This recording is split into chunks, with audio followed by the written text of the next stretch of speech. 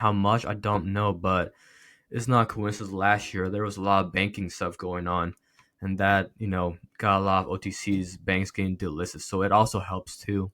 Maybe they start out too big, or they just have too high of a standard because the goal is to just stay is to survive in the beginning and just stick around until something works for you.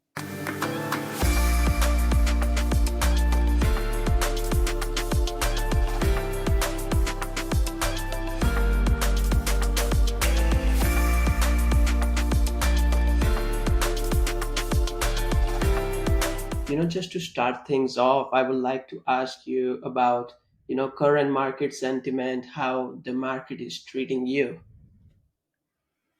Yeah, I would say the market is not too bad right now. There are opportunities, but they are very far and few in between. Maybe like one or two per month. So I guess you gotta try your best to capitalize when they're there and really try and maximize them. Got it, got it. And, may I ask you, like, when did you cross $1 million in trading profits? Yeah, I crossed towards the end of last year in December 28th or something. I can't remember. It was close to there. And how did that feel? Yeah, it felt surreal, but at the same time, it didn't. It felt like a video game, and it was just like a number on a screen. And were you aiming for that kind of goal that you want to hit $1 million? Like, because I feel like when there's a goal like this, you kind of feel pressure when you come closer to it. Yeah, I would say I did. Yeah, when I was getting close to it, I was kind of like over trading a little bit. Got it, got it. And let's go and listen to your journey. Like, how come you started, you know, trading, and how did you find it? Yeah, so I was working at my parents' nail salon shop, and one day I was on YouTube or Instagram, I can't remember, but I found this Tim Sykes ad with his orange Lamborghini. And, I first thought, man, he seems like a scam, but I gave him a try and he seems like he knows what he's talking about. And so, yeah, it's probably the best thing I did. So, like, how come you didn't think? You did mention like you thought it was scam. So, like, how did you build it trust on him? Yeah, so I just watched his YouTube videos and he seems like he knows what he's talking about. So I'm like, okay, he seems legit then, even though the marketing seems like it was a scam, but it's not. Got it. And why do you think like whole media and everybody seem make it seem like he's a scam? Oh, that's just the internet. That's pretty normal. People, they don't look into it. They just look at what's in front of them. And they just assume he's a scam, but they never give him a chance. If they did, they probably would have changed their lives. Interesting. Was there at a certain point in time like your confidence in him and his process kind of shook? Yeah. The more I study his video lessons, his DVDs, and it just clicked more and more the more you watched it. Got it. And where did you start it? Like, what kind of subscription was it? It was the penny stocking silver. I started with that, and then I watched the How to Make Millions. After I watched that one, it was very helpful because it laid the foundation to learn everything else, and everything else just clicked better after that one. Got it. Because I'm not sure how many DVDs or stuff, because he has a lot of stuff online on YouTube and hmm his personal service. Like, so those will be the DVDs you just watched, or you watched others as well. Yeah, so personally for me, I've only watched three. That's the How to Make Millions, Penny Stocking, and Penny Stocking Part Duh. And then the rest, I just watched like um a lot of his video lessons dating back to when he like started teaching. Got it. So, like, how many hours of studying is that it? Yeah, I would say when I was working, I would just study every free time I get, and then on my days off, I would study like I know it sounds crazy, but pretty much the whole day from when I wake up and then when I would go to bed, like from 9 to 9, and I was just like obsessed with it. It became like obsession. So yeah, that's what I did on my days off and at work. May I ask you how old are you right now? Yeah, I'm 27. Okay, and like so let's date it back. So you said you started like 5 years ago? Yeah, I started in the beginning of 2017, so about about 7 years ago. Yeah, Wow, so it's been a long journey. It's not like one day, one night success or however they say it. yeah, it's definitely wasn't overnight, so it definitely took some time for sure. So like how did you stood patient, and because a lot of that's what I see and hear from a lot of people in this industry, like most people just give up and it took you 7 years. Like how did you stay patient and like made it till here? Yeah, because I saw the opportunities every day. It was just something wasn't clicking, and I just couldn't execute it. But um, I just stuck with it, and then until something clicked. And then once it clicked, it was easier to like kept going. Like I know some people short and some people long. So let's say like you're shorting, you could short first red days or multi-week red down. I mean multi-week breakdowns or parabolics. Or if you're long, you can like long breakouts. You can buy morning spikes. Or you can buy dips. You just gotta have something. Once you get momentum and like whether it's long or short, then you can branch out in the same area, and then it's easier from there on. Okay, so all the names you just said seems like different types of strategies, right? Right. Okay, and like where are you in midst of that? What kind of strategy you are like? What's the name? Because I think everybody has a name. A strategy. Yeah, so I basically trade off the 7-step framework, but I feel like my favorite strategy is first green day, first red days, and the pan dip buys because those offer you like the most range and the volume to get in to really maximize and move the needle on your account. Understandable. And all these are the strategies taught by Tim Sykes, right? Yeah, pretty much. Okay. And did you had an opportunity to meet him? I did. I did last year. It was amazing meeting him cuz like for a long time like my parents keep hearing about him but they've never met him, so to see him in person is nice cuz he's real. He's not fake. Correct. And you mentioned about your parents? Did your parents supported you doing this? My dad did, but my mom, she obviously wanted me to go to college, but um I was like, yeah, I'm not going to college cuz like nothing really interests me, so I didn't go that route. So like, you didn't go to college, and what were you working on the side? Like while I was trying to learn trading or Correct. yeah, I was working in their nail salon shop part time, and then days where I wasn't working, I was just studying, trying to trade here and there. Okay, and earlier you mentioned about clicking. Like, could you explain like what do you really mean by clicking, and when it actually clicks, like, how does it feel? Like what kind of feeling it is? Yeah, I would say clicking as in like once you really once you're really consistent with the pattern and you're like, man, okay, I really got this pattern down. I feel like I should size up more. I keep like hitting the same setup, but I'm not being aggressive enough. That's when you know it's clicking. I feel like it's different for everyone. Like everyone has a different personality. So you gotta find what works for you, what fits your personality, and then once you find what works for you, what fits your personality, then you can find what patterns suits you better that makes you comfortable in trading. Got it. And when you say like personality, what do you really mean? Like personality related to like trading, or personality like in general?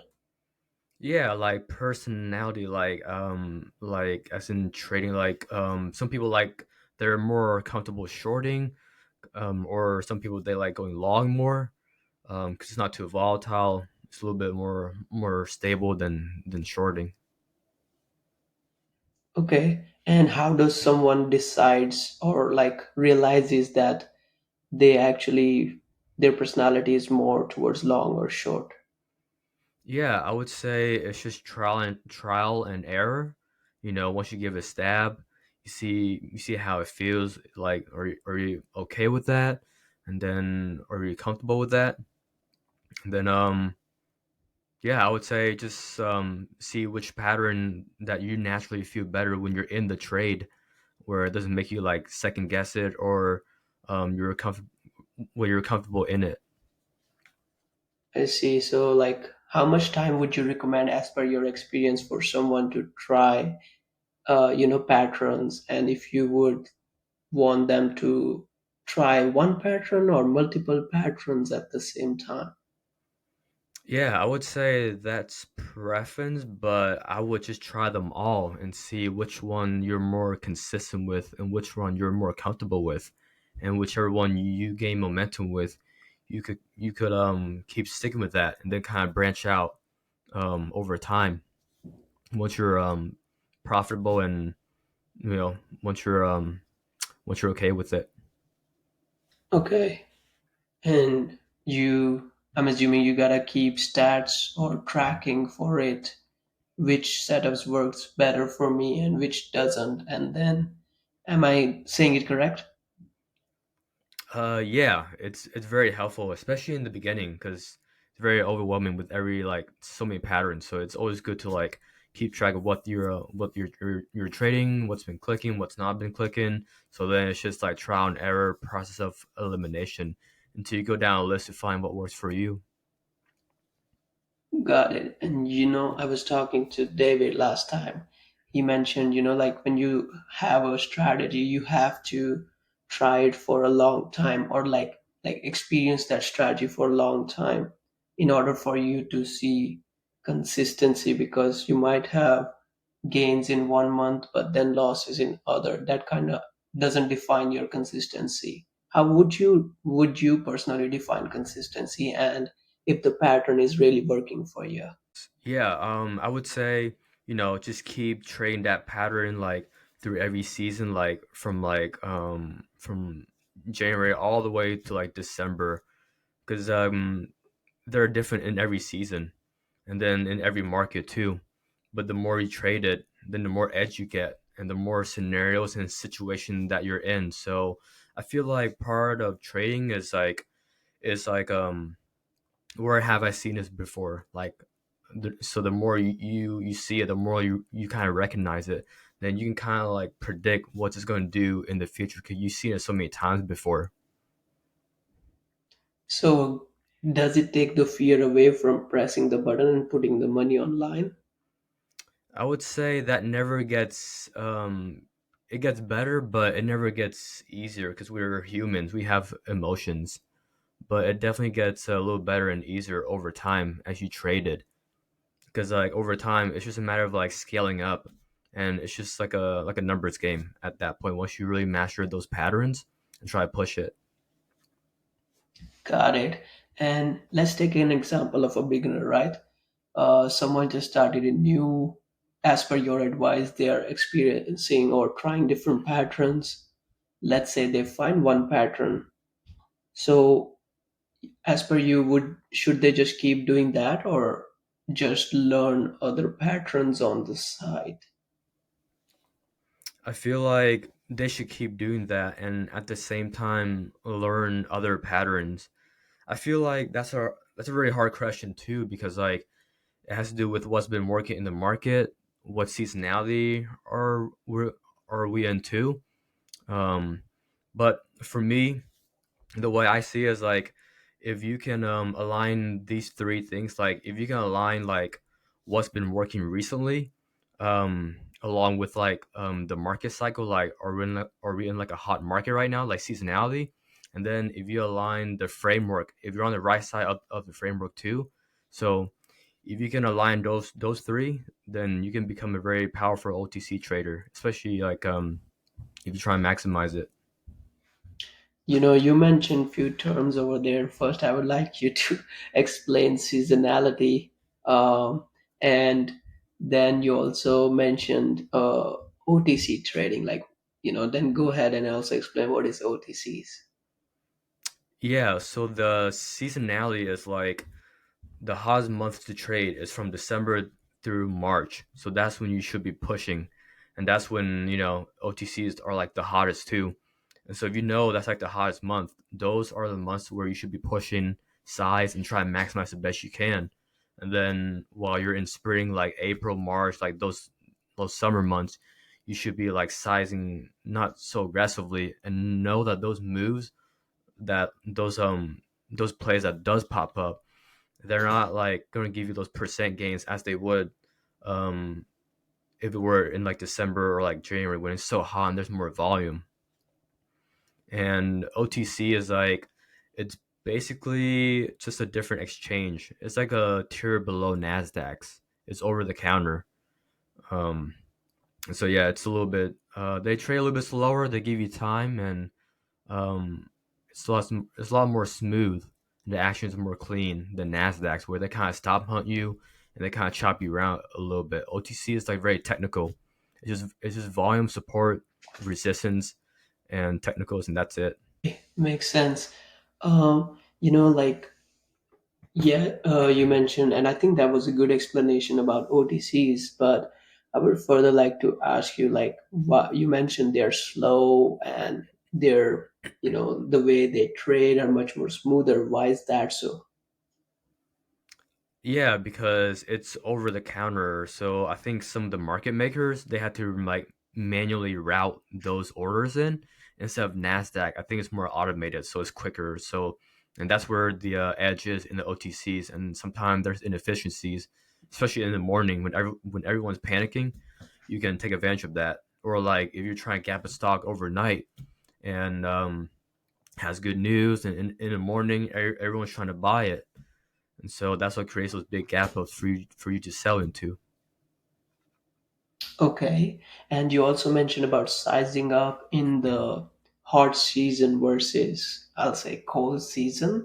But and you also like said like you should size up in cold or hot season and size down in the cold season. I would like to ask, let's say you traded through the hot season, you were sized up, then you sized down, and come next hot season, are you gonna start sizing up slowly, or you just gonna like just slap the size max size immediately?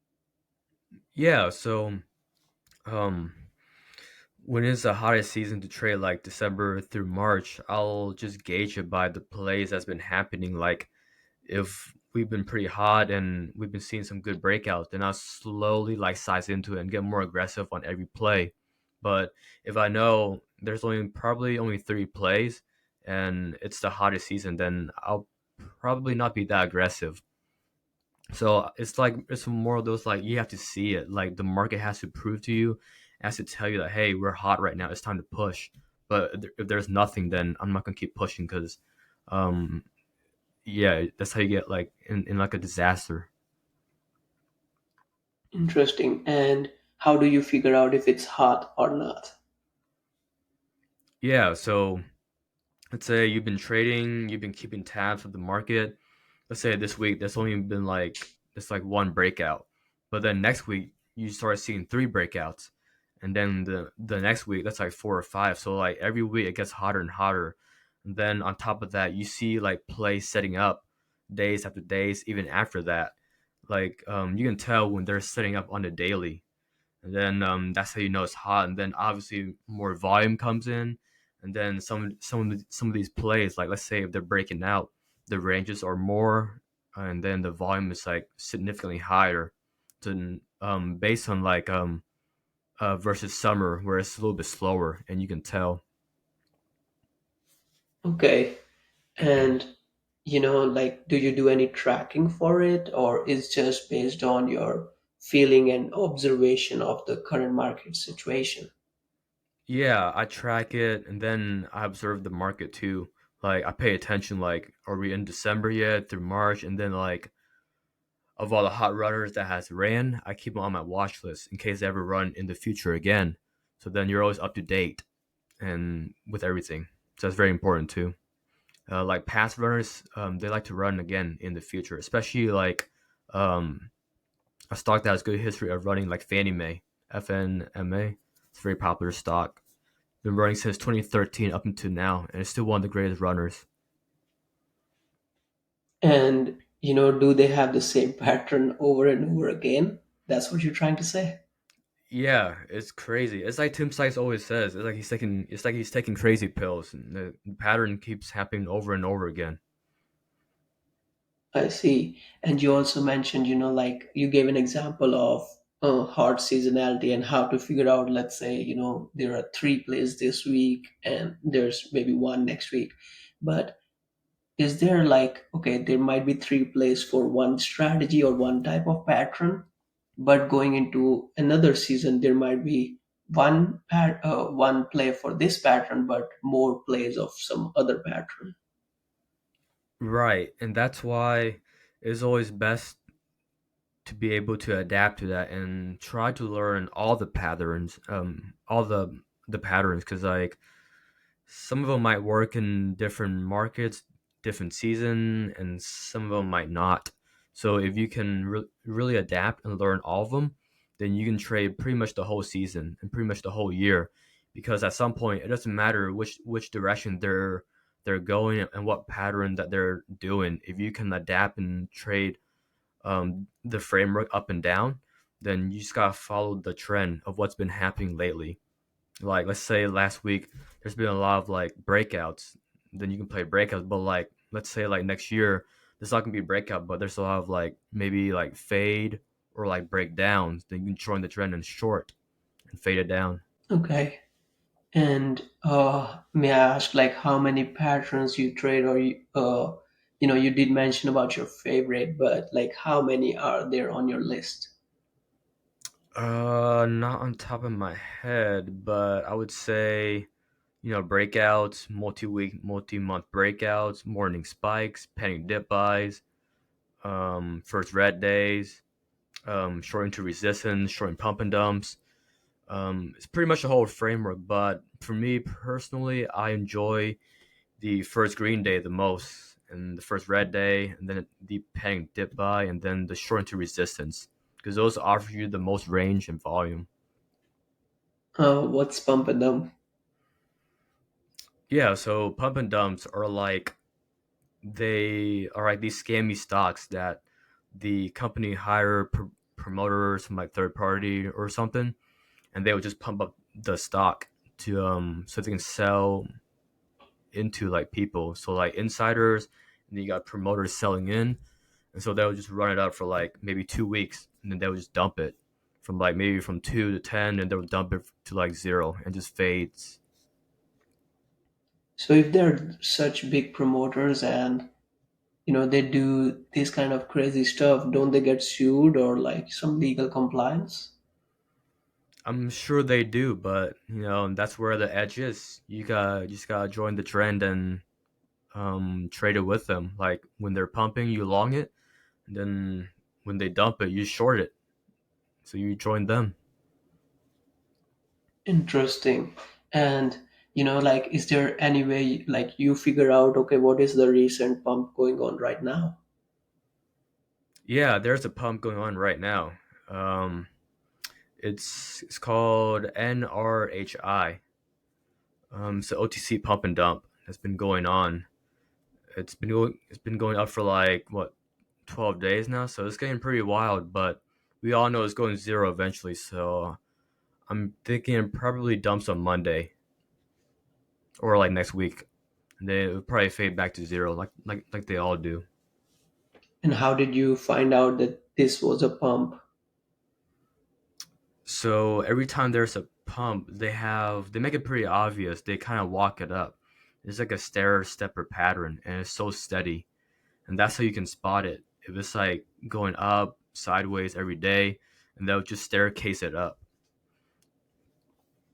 Okay, but how does it comes in front of your eyes? Like, is there kind of a, you do kind of scanning, or you have, you're part of some community that tells you like this is going on right now? Yeah, so I do scan it. So you go to otcmarkets.com, I think, and then you look for like stocks that are at 5 or 10% on low volume, maybe from like I would say like 20,000 to like 200K. And then I'm also in like a community chat room where everyone kind of talks about it too, so that also helps. But I feel like with the scanner, you should be good enough. Okay, and going forward, are you learning any pattern right now that will help you later on, or you kind of like in a position where, because of course, you crossed a milestone recently, you want to take some time and enjoy, or you're looking to just grow and learn, maybe talk to more people and learn different patterns. Yeah, I'm always open to learn and meet new people and try new patterns. So, yeah, every opportunity I get, I'm always open and um, I'm always willing to learn new patterns too in case something happens, and you always have another pattern in your wheelhouse. And it's always amazing and fascinating to see how people trade these from different angles and different patterns too, because there's so many ways to make money in the markets, which is so cool. Wow, like what I'm getting is like there are countless ways of making money and there are a lot of strategies. So, are you trying to navigate into, listed stocks, Nasdaq stocks? Yeah, I'm always open to it. So if there's ever like a strategy, I'll be down to try it to see how it goes. But to be honest, I just really enjoy trading OTCs like strictly. So to move over to Nasdaq, it might take a while because I remember trading Nasdaq back in COVID, and I would get like stop hunted or like a couple offerings dumped on me. So that was pretty fun. So but yeah, that's just me. I like it when it's easy and it's clean and it's simple, like OTCs. I don't want like a headache. I want to make the most money with the least amount of stress. That's why I love the OTCs. It's just straightforward. You don't gotta look at filings. You don't gotta like pay attention too much to the news. It's just pretty much like technical. It's pretty much technical support, volume, and resistance. But like Nasdaq's, you gotta put together like a whole storybook, and it's more complicated. First of all, what are offerings? And then, because you mentioned you like just got caught in offerings, and are there not offerings in OTC market? Yeah, so offerings when like the company is like selling like don't quote me, but I think they're selling like a part of the company for like a discounted price or something just to raise money so they can like survive or something. And so there are offerings in OTCs, but from my personal experience, they usually only do it after hours or maybe before the market. It's usually never midday. It's only the foreign tickers with the F that does it midday. I believe there was one HCNWF last year that did an offering. They halted it midday, so that was pretty scary. I was long that, and I was like, man, I'm about to sell like 10 cents for a 9% loss. Wow. And you mentioned 10 cents. So these stocks are that cheap. Yeah, they can go sub pennies too. It's crazy. Interesting. So like if you really, if you write it up, like what kind of percentage gains are those? You said if I ride up what now? What kind of what? If if you write up these, sub pennies, that's probably like, 1,000% gains sometimes, maybe 2,000. Yeah, pretty much. If you can hold all the way to the top, but I usually never make it to the top. It's hard to hold those and not sell. Got it. And is there any particular sector or, industry you really like? Maybe their, patterns are very smooth, or, because you also mentioned F tickers over there. Yeah, obviously, like the sector helps too. Like recently, we had the Bitcoin sector, and Core ZQ was running in sympathy of that. But to be honest, the sectors help too. But like from what I've noticed, every year in the OTC, there is, seems to always be like a theme. So once you figure out that theme, you just gotta go along with it. Like back in 2021, there was a lot of like OTC runners. So the theme was that they were getting beaten down, and as they're fading and going to zero and getting beaten down, they will offer you some quick reversals like first green days and just some nice reversals that you can take advantage of on the way down multiple times. And so that was the pattern. You got to just ride these beaten down stocks for 2021. And then for 2022, there was a lot of pump and dumps. So that was the theme. So you just gotta like milk the pump and dumps. And then for 2023, which was last year, there was a lot of bankrupt plays, and there was a lot of bank stocks that got delisted too. So that was the theme. So it seems like every year there's always something. So just be aware of what's been going on, and if you know the theme, then you can really milk the OTCs and try and maximize. And are these themes related to the macro economics running around the world? I would say so. Yes. How much I don't know, but it's not a coincidence. Last year there was a lot of banking stuff going on, and that got a lot of OTCs banks getting delisted. So it also helps too. Okay, and you mentioned about like you had experience of shorting in 2021 when everything was collapsing. Now, were you shorting, covering, shorting again, or you were shorting and just riding it all the way till it goes to zero? Yeah, so I was shorting it and then covering it once you know it's gonna rebound, and then you would buy the dip, ride back up, and keep shorting it because you know it's gonna keep fading.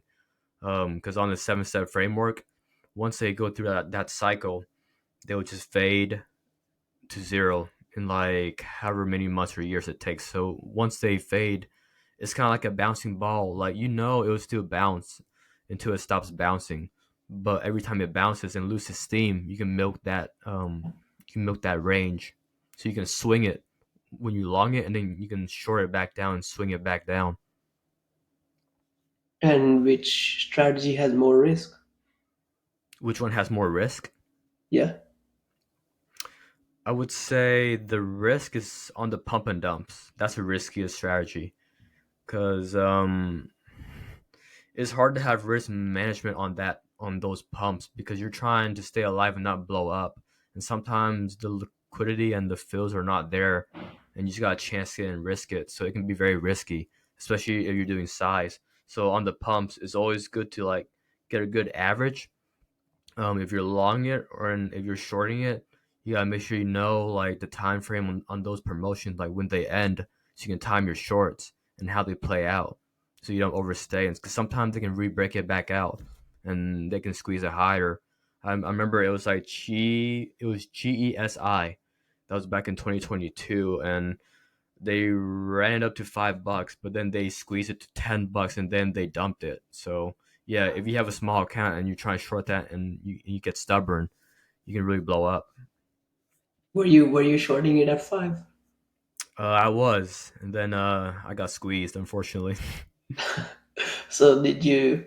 I'm assuming you cut your losses, and did you short again at 10? No, I missed the short at 10, but then I ended up shorting it when they got the skull and crossbone. That I shorted at 3 and I rode it down to like 10 cents. Got it. And when you're, sometimes shorting these overnights, are there any overnight interest, or are you using any broker that gives no overnight interest? Yeah, there's always interest. That's why when you short, I always ask my broker, "Hey, what's your short interest for overnight? How much is it?" And then they'll tell you how much is it, and it's usually not that much. It's only on the pump and dumps that's very expensive sometimes if it gets crowded. But most of the time, on OTCs, they're not that expensive. Got it. And how many brokers you have currently? And are there specific to specific type of strategy? Yeah, so I have 3 brokers. One of them is E Trade, and I primarily use them to long because they're just cheaper on the commissions and everything.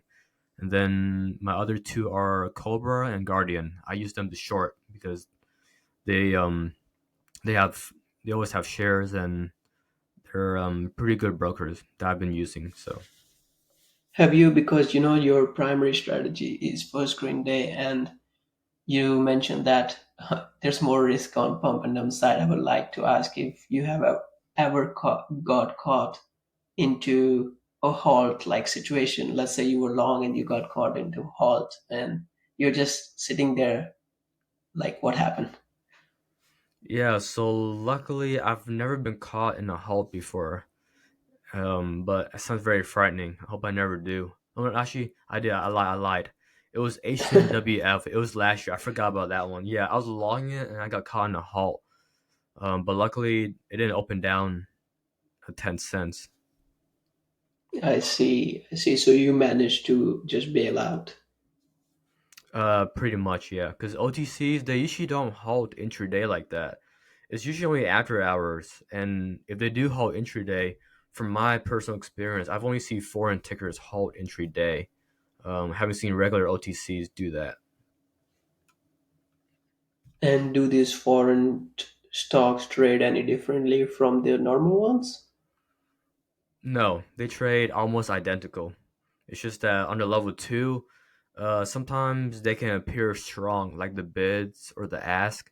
If there's like a big bid, big ask, sometimes they can play around with it. They can take it away, or it may seem strong one moment, but they can just take it back. But when you're trading the foreign ones, the key is they like to follow like a trend. So they're very trendy. So if you follow the trend, you should be good. And why do you think so? Like, even though there's so much transparency right now and it's getting even better, Tim's teaching so much. Now you're preaching over here, and all the people who are going to listen to you, going to learn from you. Why do you think, even after having so much transparency, people just give up or some of them just don't succeed? Yeah, because trading is tough and it's just a very hard industry. A lot of people lose money and it takes a lot of patience, it takes a lot of time. So I feel like because not a lot of people they stick around long enough to find consistency or to find what works for them before they give up. Maybe they start out too big or they just have too high of a standard because the goal is to just stay is to survive in the beginning and just stick around until something works for you. Um, which you don't know when that is, but that's what's hard about it. But the more you stick around, the higher odds you have to succeeding because you can't keep failing forever. You're eventually going like something is going to click with you, and once you do, then you just gotta wait for that moment, and it will take time, but it's worth it. And let's say, like, I'm starting, I start today. What will be your recommendation as in terms of should I just study for first 6 months to a year, or I should start participating in it? What would you think so? Yeah, I would say it just depends on how much you like to study or how much people like to study. If you study a lot, then yeah, I feel like just dedicate a year to just studying and then watching the markets because I feel like screen time is very important too after you study it because you need to see how these play out in real time. Then once you get that under your belt, maybe a year, maybe a year and a half, then you can start like trading with like just a little bit here and there, so you can see how you feel when you're in a trade with like emotions, and then with different markets and stuff too. And given that I'm a beginner and I'm just learning, learning is my main priority, and I'm experimenting on the side. How much risk should I put in? I would say that's up to actually, in the beginning, yeah, you want to keep your risk very small because your goal is not to make money in the beginning. Your goal is to find consistency and find what works for you and what matches your personality and then what you're consistent with. Then as you gain consistency, you can later on size up over time or you can fund the account once you have that consistency because you can make money in the beginning. A lot of people do make money, but you're not going to be able to keep that money if you have no system and no pattern that helps you to keep that money. That makes sense. And like, other than just studying and experimenting? Is there any other things that traders like you work on just to help their performance get better? Yeah, so for me, what really helped was just watching YouTube videos of like, um, I know like Jack Kellogg, Kyle Williams, who else? Dan Irish, David Hanlon. Those are just the people that I watched back in the day. Um, when they post their YouTube videos on how they trade stuff, how they go about it, and then yeah, just watching how other people trade and their mindset and stuff, it really helps you with yours too. Because you're like, oh, okay, they did that, so maybe I could do that to my trading too. So it really helps to see it. And then like after you watch YouTube videos, you could go on Twitter if you follow the right people. You know, some people they're they post their charts, so you can reverse engineer it. You see how they trade it, and then that can help you the next time you trade a setup close to that. Great. And will you say like your patterns are very similar to the traders' names you mentioned over there? I would say so. Yes. Okay, and what, as per your experience, like you have been trading for last 7 years, I believe, what in your experience has been the most hardest thing? And on the contrary, what has been the most easiest thing for you? Yeah, I would say the hardest thing is when you're wrong on a trade and you know you gotta size down, but for some ever reason you don't want to size down, and you get a little stubborn, and you just don't want to accept that loss because you're like, oh, this is such a good setup. There's no way it can fail, but you know it can fail. So that's one of the hardest things. You just gotta, for me, I just have to like close my eyes and click that sell button, and then the easiest thing is just to overtrade. It's easy just to click buttons and see something every day and just be like, oh, I can make money here and there. But once you get in there, you get bagged or squeezed, and it's not so fun. It's easy to overtrade. It's hard to be patient when there's nothing going on. And do you know how many times a week or in a month you trade? I would say that varies depending on how many opportunities that there are in the markets every month. If there's a lot of opportunities, then I'll trade a lot. If there's not, then I'll just wait and sit. So let's take example of two different situations, just based on your 7 year of experience. Let's say one is the hot market and one is the little slower market. How many average opportunities there will be, or how much times you will trade in a month? Let's say. Yeah, I would say in like a slow market, probably like 3 to 4 opportunities per month. There are like A plus. And then in a hot market like 2020, 2021, then it can be probably 10, 20, or just pretty much every day. Because once, it's hot, they just set up one after the other. And you mentioned 3, 4 opportunities per month in a slow one. Yeah. And earlier you mentioned slow period is like from summer till December. So for like all those months, are you still sitting there just waiting, waiting, waiting for them? Yeah, I would wait, and then I would just scalp sometime the ranges, um, on these stocks. But pretty much, yeah, I would just wait until there's like one or two good or three opportunities in the summer, and then I would just try my best to maximize and really try to press size the best I can with the volume and liquidity. And is there any volume or liquidity criteria that you use? You're asking, is there any volume or liquidity that I use? Like a criteria, basically.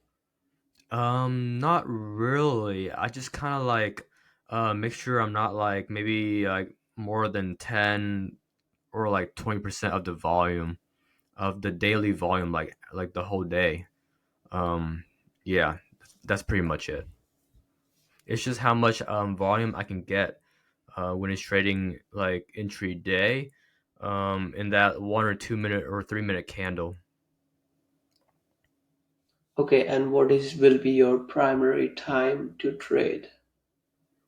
I would say the mornings probably the best. They offer you the best volume and ranges, and then sometimes an hour before the close. if I'm trying to gap something or just swing something. Okay, and like you mentioned about hot markets and cold markets, I would like to ask, like, do you do any preparation going into any hot market? Like, okay, the time is coming, I need to prepare this and that.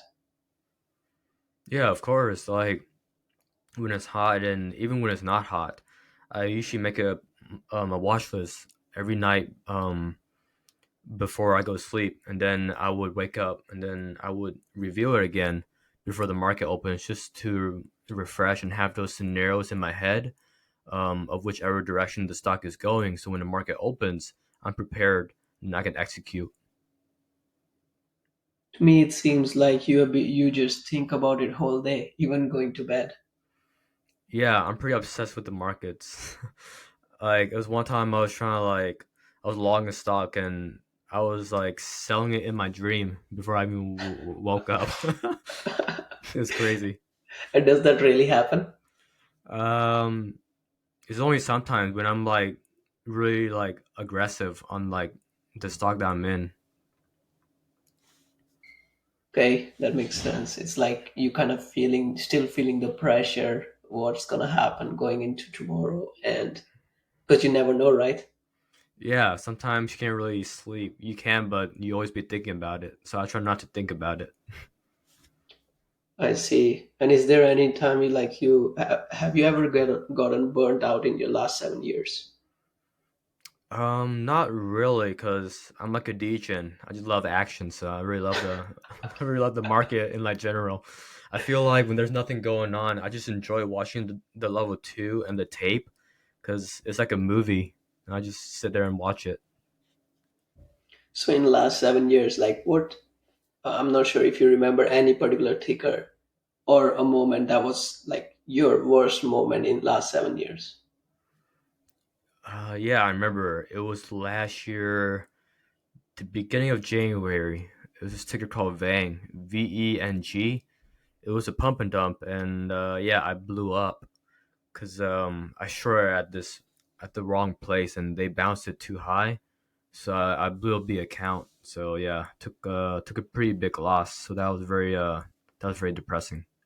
How big of loss that was, if you feel comfortable sharing it. Yeah, it was over a span of 2 days, so I lost like 30K in 2 days, so 15K a day. So yeah, it's pretty heart wrenching. And did you had to take some time off to recover from it? Not really. I just refunded the account and and shorted it again. But the good thing was like, okay, because you took, now I'm curious, because you took like 30 grand loss, how much money in total was there in that account? Yeah, so that account, it was like a 50K account. So then I lost 30K. So I was down like pretty much blew up. So I had to refund it. Obviously, obviously to be back over PDT to day trade again. So yeah, it wasn't like yeah, it was just one of those. It was one of my short accounts, so luckily it wasn't like. Luckily, everything wasn't in it. That's why it's always smart to diversify your money and having in like three different or like multiple accounts in case something happens. Then you lose everything in one trade. Got it. And may I ask, because I am assuming you probably know, even though you haven't been in that situation, and I don't want you to be in that situation, but I still want to know, let's say a person has an account worth, let's say, $80,000, and he gets in a situation where he shorts, and the stock just blows out. His account is like $80,000 in negative. Now, could the loss be much more than his account balance, or it will just stop at the top level? Yeah, so it wouldn't stop. That's what's scary about shorting. Um, Especially when you're shorting, they can go higher than you think. So you could potentially owe money to your broker if you get stuck in like a Nasdaq halt and you're over 100% and you can't get out. So you will be in debt. So that's why it's always good to have good risk management and just be aware and catch yourself and don't go on tilt sometimes. Okay. And now I want to come to what was your best moment in last 7 years? Any experience? Yeah, it was last week. I had one of my best days on Fannie Mae and FMCC. Wow, both tickers at the same time. Yeah, FMCC follows Fannie Mae. It's like a sister company or something, so they kind of run similar, and they offer some great ranges, and it was a nice breakout. Yeah. And did you know, like, as it was constructing for a certain kind of opportunity that you were looking for, did you know, like, oh, it's coming, I can feel it? Yeah, I did have that. I was pre-anticipating it because it likes to have multiple run-ups every few months or every few weeks. So I'm like, okay, here we go. Yeah, so I was really pre-anticipating it a lot. I knew there was a big trade coming because Fannie Mae, it was just an S tier setup, and you don't really get those a lot in OTCs. That's why it's very important in OTCs when you get like a good opportunity, like an A plus like that, to really push size and try and maximize the best you can. And does a thought never strike your mind? Like, yeah, though it's a great opportunity, what if, I take a nice size up? What if I take the max size loss? How I'm gonna recover from it? Yeah, for me, I keep my risk management like very tight and small, so the losses isn't that much. But let's say even if it is, then every time there's a good A plus or S tier setup, I'm willing to take a significant more of a big loss because it's worth it to me because those A plus setups don't come along very often. So when they do, if you nail them, they make a big difference and it makes a big impact on your career over time, especially if they happen 5 times a year but you trade for 5 years, think of where it will be your account and where you would be at in 5 years. So it's very crucial and important because those A plus subs that you take, um, and it works out, it pays for the B or the C setups that didn't work out. I see. Okay, Andrew, we're gonna wrap it up pretty soon, but before you go, I wanna ask you a few questions, or maybe one or two, just in favor of the audience. Like, going into this market environment, we are going into February. Like, what are you expecting from the market, and is there something that the audience can have a look at or keep, just in check, just to learn more about it? Yeah, just right now, there's a lot of uncertainty in the market right now with the new president and everything, so we don't really know what's going to happen. But what's been helping me is that every year, unless it's a bull market, because so every year, I just say to myself that I'm okay with uncertainty. Just be okay with uncertainty and know that you're always prepared and just take it one day at a time and don't expect anything so you don't get let down. And then try to see where the theme is this year, heading into like spring or mid year. Like there's like a hot sector, hot mania, see what theme it is. And just try to like know that theme and just ride it and milk it the best you can until we see some like direction in the markets after the president election and everything. Great. Oh, that was a wonderful advice. And, before I let you go, I would like you to share anywhere you would like to connect with people.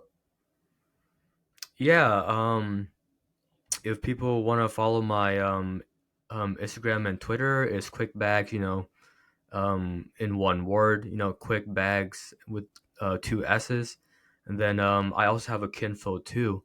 It's just quick bags with one S. So yeah, that's where people can reach me and message me and connect. What's Kinfo for someone who doesn't know? So it's basically like Profitly. It's a third party site that kind of like verify your trades, and you can upload it on there and see the progress and stuff. So it's kind of putting more light and showing more transparency. Yeah, pretty much. It verifies your trades. Okay, that makes sense. And that's a wrap.